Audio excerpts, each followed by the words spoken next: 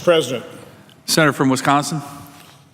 Mr. President, I rise today to support the nomination and ask my colleagues to vote to confirm Nick Mulvaney. Congressman Mulvaney is the next Director of the Office of Management and Budget. It may not surprise folks that I have a markedly different viewpoint than the senator from New Hampshire. Congressman Mulvaney wants to save Social Security and Medicare. Congressman Mulvaney wants to stop the mortgaging of our children's future, the bankrupting of America. Now, one thing I do agree with the good senator from New Hampshire is that we need to concentrate on economic growth. It's the primary component of the solution, but this nation faces many, many challenges. From the standpoint of foreign policy, take a look at what's happening around the world, the turmoil in so much of the world. We are in a generational struggle against Islamic terror, against ISIS, Al-Qaeda. Iran, that nuclear agreement was horrible. It modified the behavior for the worse. We just have witnessed now North Korea test fire another missile. Combined with their nuclear capability, at some point in time, probably in the not too distant future, they will threaten America. China has been emboldened. Russia has become more aggressive. Why? Because in so many instances, these nations perceive America as weaker than we once were, lacking the strength and resolve to provide the leadership, project our values around the world. With all these threats that America faces, at the same time, our military is being hollowed out. We won't have the resources militarily to fight back if they strike first. Domestically, we also face many perils, many challenges. Obamacare didn't work. The Patient Protection Affordable Care Act did not protect patients. It is not affordable. In my state, in Wisconsin, premiums on the individual market have doubled and tripled. A young mother working a part-time job so she could stay home with her children had to quit that job, take full-time work to pay her $8,000 per year increase in premiums. Wages have stagnated for years. Our infrastructure is old, in many cases crumbling. Our borders are porous. We are not winning the war on drugs because of porous borders in many respects. Unfortunately, the war on poverty has also not been won. In many cases, it has created perverse incentives that have trapped generations in a cycle of poverty, independency, and despair. It has resulted in a national debt approaching rapidly $20 trillion. Again, that's that mortgaging our children's future that Congressman Mulvaney wants to prevent. And as the chart nearby shows, we are on a completely unsustainable path that Congressman Mulvaney also understands must be stopped.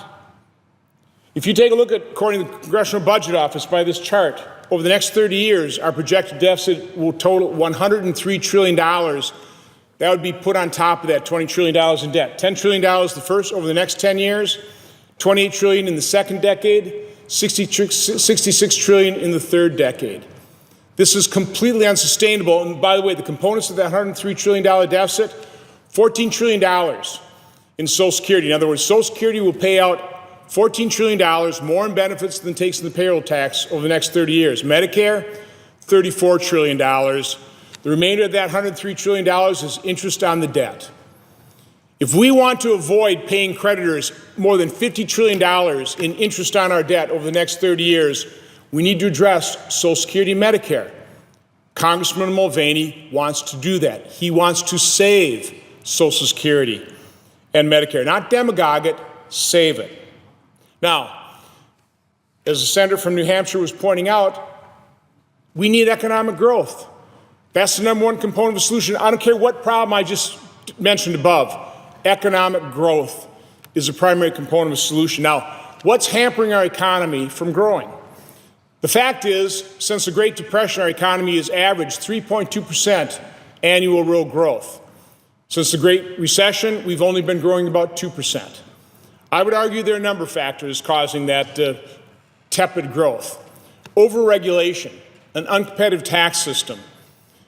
We're not fully utilizing our energy resources. The president certainly understands that from his state. We're not utilizing our abundant energy resources. And of course, our unsustained fiscal path, our $20 trillion in debt. I oftentimes make the analogy between our national debt and a family in debt over its head. It's just the nation state. It's just many orders of magnitude larger. But the fact of the matter is, if you're a family in debt over your head, how can you grow your personal economy? All your disposable income is spent on the basics and servicing the debt. Well, the same thing's true of a nation state. And again, our enemies perceive that weakness caused by our indebtedness. So when you take a look at the role of the Director of Office of Management and Budget, what we need to do to grow our economy comes under his jurisdiction, basically. He's got to address this deficit. He's got to put forward a budget that is sustainable. Mint Mulvaney is dedicated to doing that. And then, of course, the other thing the Office of Management and Budget is really designed to combat is overregulation. They're all about taking a look at cost-benefit and making sure that the regulations that are implemented by this federal government are reasonable from a cost-benefit relationship. That's not been the case recently. Just a couple examples of how economic growth really is going to help solve this problem. If you go from 2 to 3% annual growth, that's $14 trillion in added economic benefit in just over a decade. Go from 2 to 4%, that's $29 trillion. And even with the meager economic growth we've had since 2009, revenue to the federal government has increased by more than $1.1 trillion per year with meager economic growth. Just think of what would happen if we can reduce the regulatory burden, have a competitive tax system, put our federal government on a sustainable fiscal path. Revenue would be flowing to the federal government. We could stop hollowing our military. We could start addressing these threats. The regulatory burden, and we've held hearings on this in my committee, a number of studies have shown that regulatory burden at $2 trillion per year. Now, just put that in perspective, because I know we're getting immune to these massive numbers. $2 trillion is larger than all but 10 economies in the world. That's a self-imposed, a self-inflicted wound on our economy. If you take that $2 trillion divided by the number of households in America, it's $14,800 per household. Now, no American writes a check to the federal government to pay their share of the regulatory burden. Instead, they realize that burden in reduced opportunities. Why have wages stagnated? That's a good part of it. Increased prices. And of course, again, those lower wages, it's a massive problem. One Wisconsin paper manufacturer I was talking to, and by the way, I can't tell you who because he fears retaliation by his government, which is a whole different subject, did a cost calculation of just 4 recently issued regulations. Total cost, $12,000 per year per employee. There you go. That's a cost, that's money that could have been available for increasing wages or for investing in the business to create greater opportunities and better paying jobs. Again, the regulatory burden is massive, and I had the chancellor of University of Wisconsin-Madison come into my office the last 2 years. Primary complaint, primary ask, reduce that regulatory burden. The last year she came in armed with a study commissioned by research universities that said that 42% of researcher time on federal grants was spent with complying with federal regulations. Think of the opportunity cost of that overregulation. Those grants, those federal grants are meant to pay for studies, basic research on curing diseases, not filling out federal paperwork. So again, the Director of Office of Management and Budget will take a look at those regulations, particularly under now this president, who has implemented an executive order to make sure that for every one regulation issued by a new agency, they've got to remove 2.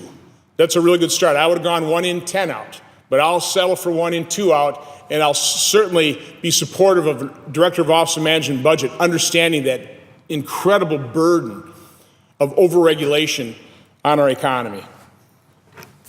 So, Mr. President, during our committee markup, I heard earlier the senator from Arkansas, who knows Congressman Mulvaney, served with him in the House, understands how dedicated and serious Congressman Mulvaney is to stopping this mortgage of our children's future. Senator Langford also had the opportunity to serve 4 years in the House with Representative Mulvaney. This is what Senator Langford had to say about his friend, his colleague. Speaking to Congressman Mulvaney, he said, "You were a serious student. You looked hard at different issues.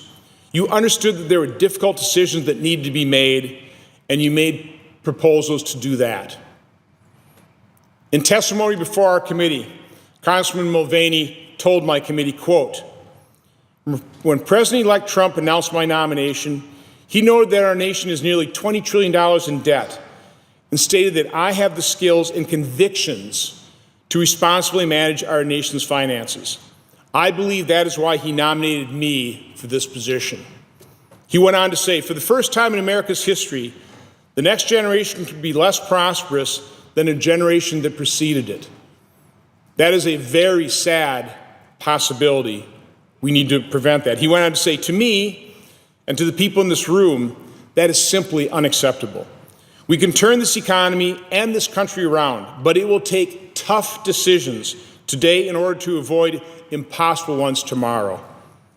Congressman Mulvaney went on, "I believe as a matter of principle that the debt is a problem that must be addressed sooner rather than later. I also know that fundamental changes are needed in the way Washington spends and taxes if we truly want a healthy economy." Again, he fully understands the connection between our unsustainable fiscal path, our deficits and our debt, and economic growth. He said, "We must include changing our government's long-term fiscal path, which is unsustainable." And finally, he said, "I recognize that good public service, whether in a state legislature, Congress, or OMB, takes both courage and wisdom. The courage to lead and the wisdom to listen." Congressman Mulvaney said, "I have learned that I do not have a monopoly on good ideas, facts, and the cogent arguments of others matter. I will be loyal to the facts and to the American people who I serve. My commitment to you today is to take a fact-based approach to get our financial house in order." Mr. President, this is exactly the type of person, Congressman Mick Mulvaney, somebody who is dedicated to solving these problems, to have the courage and the wisdom to stop mortgaging our children's future, to put America's budget on a sustainable fiscal path, to grow our economy, to make sure that the future generation does inherit a stronger and more prosperous America. So I am proud to support, and I urge all my colleagues to support and vote for the confirmation of Congressman Mick Mulvaney to be the next director of the Office of Management and Budget. Mr. President, I yield the floor.